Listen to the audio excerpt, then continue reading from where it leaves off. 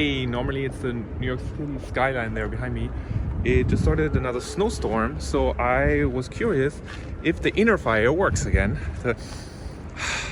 The remaining warm, even though it's cold outside, and it seems to work. I just stepped outside. I'm always curious because I literally just woke up and yeah, just wanted to test, even if I'm not as awake. It's sort of like learning balance, learning how to ride a bicycle. Once you know how to do it, it works once you're on that bicycle. So similar it is with the inner fire. Just slow, deep inhales, not tensing my shoulders, and making sure that I breathe from my belly.